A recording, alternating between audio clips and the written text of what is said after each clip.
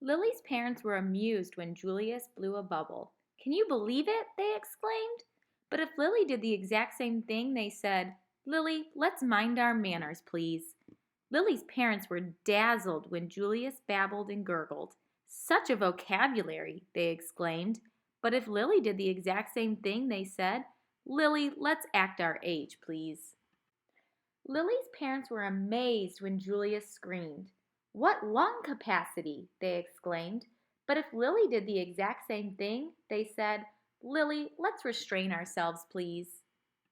One morning, while Lily was busy playing opera, her mother said, "Why don't you put some of that verbal exuberance to good use? Why don't you tell Julius a nice story?" "He's too little to understand a story," said Lily. "He can understand it in his own way," said Lily's mother. "Okay," said Lily, smiling. "Julius, the germ of the world, by me," said Lily. "Once upon a time," said Lily, "there was a baby. His name was Julius. Julius was really a germ. Julius was like dust under your bed.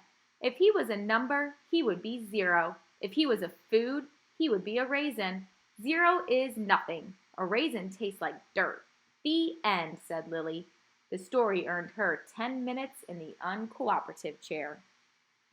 Lily warned her friends Chester and Wilson and Victor about babies. "Trust me, they're dreadful," she said.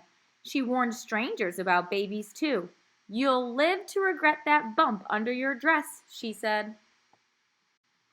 Lily ran away 7 times in one morning. "I'm really leaving this time," she called. "Who knows where they'll find me?" The same afternoon, Lily had a tea party and everyone came. Everyone but Julius. "His invitation must have been lost in the mail," she explained.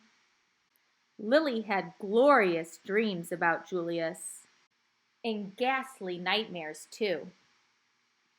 Lily's parents showered her with compliments and praise and niceties of all shapes and sizes. They even let her drink her juice out of the antique china cup. It didn't matter. Nothing worked. "I am the queen," said Lily, "and I hate Julius." But her parents loved him. They kissed his wet pink nose, they admired his small black eyes, and they stroked his sweet white fur. "Julius is the baby of the world," chimed Lily's parents. "Disgusting," said Lily. When Lily's mother felt up to it, she planned a festive celebration in honor of Julius. All the relatives came. There was quite a spread.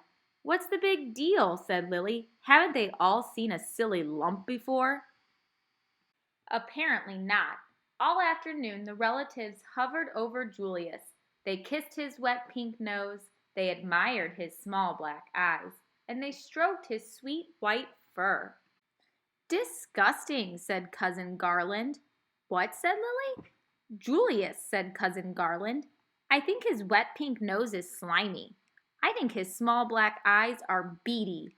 And I think his sweet white fur is not so sweet. He needs a diaper change." Lily's nose twitched. Her eyes narrowed. Her fur stood on end, and her tail quivered.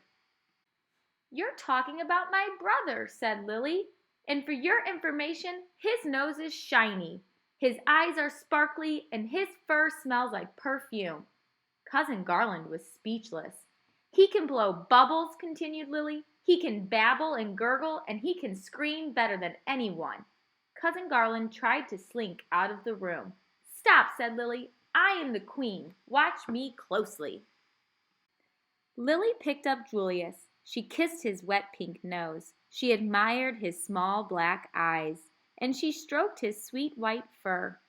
"Your turn," said Lily, handing Julius over to Cousin Garland. "Kiss, admire, stroke," Lily commanded. "Now repeat after me," said Lily. "Julius is the baby of the world." "Julius is the baby of the world," said Cousin Garland. "Louder," said Lily.